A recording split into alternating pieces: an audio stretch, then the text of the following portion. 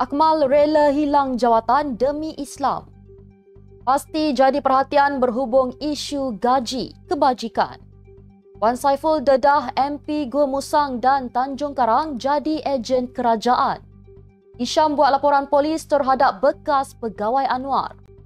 Akibat hina Islam di media sosial, seorang lelaki ditahan. Naim fal permohonan cabar SPRM. Fadli kecewa jawapan Timbalan Menteri Kewangan tidak lengkap. Bismillahirrahmanirrahim. Assalamualaikum dan salam Malaysia Madani.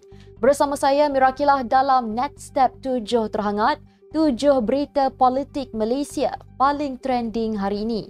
Jangan lupa untuk subscribe YouTube Netstep TV dan follow Facebook Netstep Malaysia.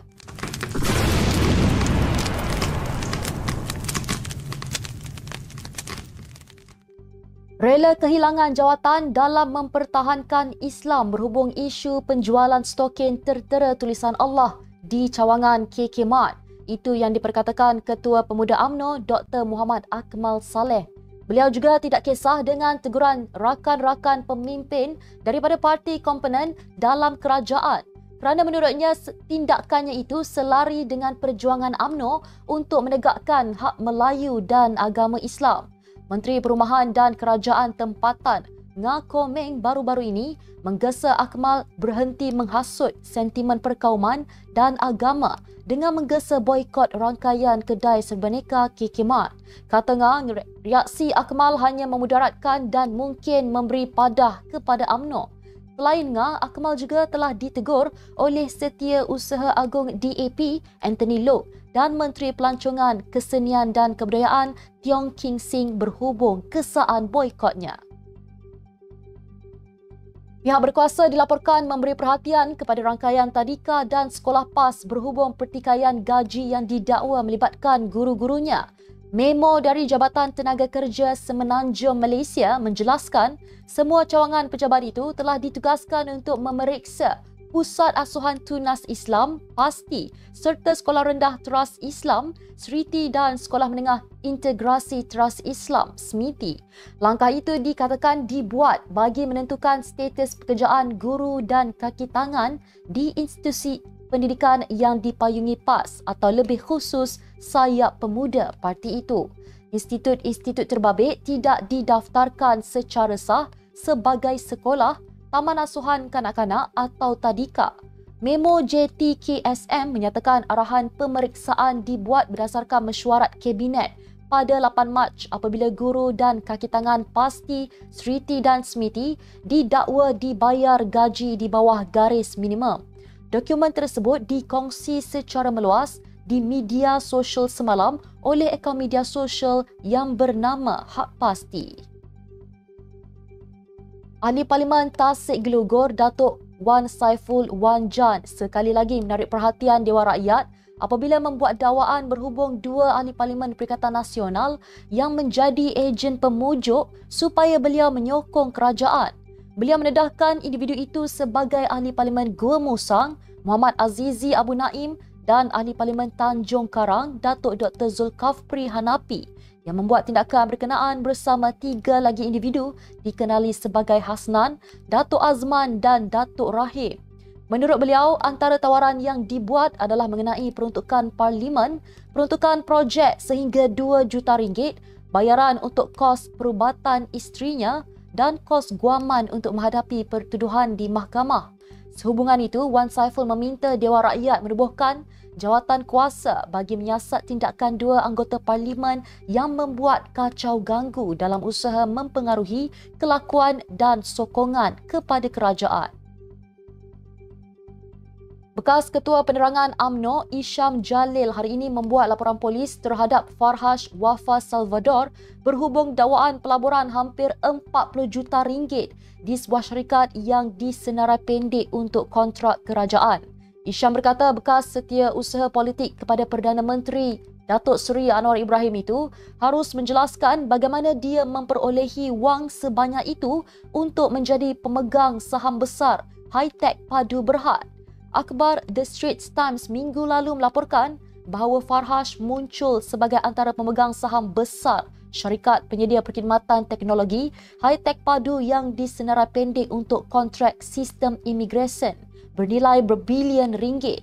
Laporan itu juga menyatakan bahawa Farhash dan rakan kongsinya telah memperoleh 4.97% kepentingan dalam The Edge, pesaing high-tech padu. Farhash kemudiannya menolak kebimbangan mengenai kapitalisme kroni berikutan pendedahan itu. Mengulas lanjut, Isham berkata dia akan membuat satu lagi laporan kepada SPRM kerana perkara itu mungkin melibatkan unsur salah guna kuasa. Polis menahan seorang lelaki berhubung hantaran menghina Islam di media sosial berkaitan isu penjualan stokin tertera kalimah Allah di kedai serbaneka KK Mart. Pengarah Jabatan Siasatan Jenayah Bukit Aman, Muhammad Syuhaili Muhammad Zain berkata, lelaki berusia lingkungan 35 tahun yang juga pemilik serta pengendali akaun Facebook Chiok Wai Lung ditahan di Ceras, Kuala Lumpur semalam. Katanya dalam kenyataan, permohonan reman bawah Seksyen 117 Kanun Tata Cara Jenayah dibenarkan selama 4 hari, mulai 21 hingga 24 Mac. Syuhaili berkata, kes disiasat Unit Siasatan Jenayah Terkelas bahagian D5 Jabatan Siasatan Jenayah Bukit Aman mengikut Seksyen 298A Kanun Kesiksaan iaitu atas alasan agama menyebabkan suasana tidak harmoni, perpecahan atau pemusuhan, benci-membenci atau niat jahat atau memudaratkan perpaduan. Katanya kes juga disiasat mengikut Seksyen 233 Akta Komunikasi dan Multimedia 1998 iaitu penggunaan tidak wajar kemudahan rangkaian atau perkhidmatan rangkaian. Daim Zainuddin memfailkan permohonan di Mahkamah Tinggi mencabar kesahan peruntukan mengikut Undang-Undang Anti Rasuah yang memerlukan individu dituduh kemuka penyataan pembelaan sebelum perbicaraan.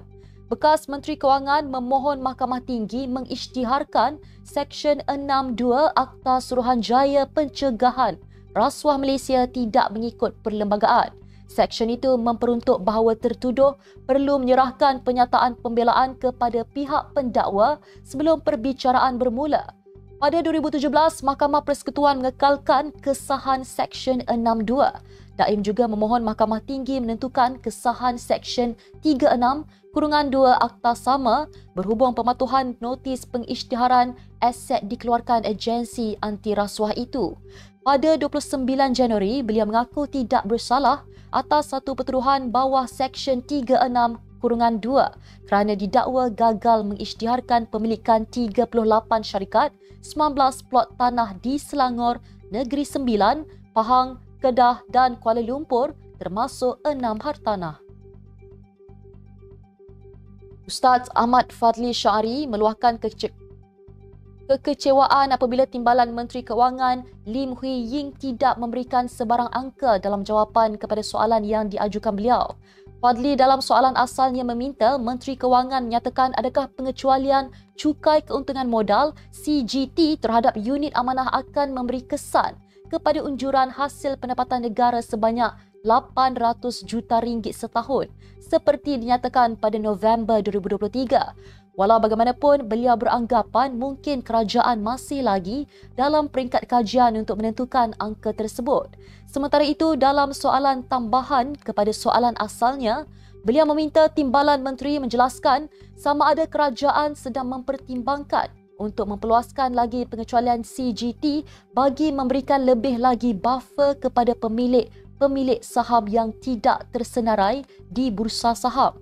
Beliau juga turut persoalkan pengecualian CGT yang telah diperkenalkan kepada syarikat yang tidak tersenarai di bursa saham kerana biasanya syarikat yang tidak tersenarai adalah daripada golongan M40 dan mungkin juga D40. Secara keseluruhan, dalam jawapan kepada soalan tambahan beliau, Timbalan Menteri menjelaskan bahawa setakat ini terdapat 4 pengecualian telah dilakukan. Sekian sahaja 7 terhangat hari ini. Jangan lupa bersama saya setiap hari pada waktu yang sama untuk ikuti 7 berita politik Malaysia paling trending hanya di 7 terhangat. Follow Facebook Netstep Malaysia dan subscribe YouTube Netstep TV. Netstep Malaysia menjangkau informasi, mengora inspirasi. Saya Mira Akila, Assalamualaikum dan salam sejahtera.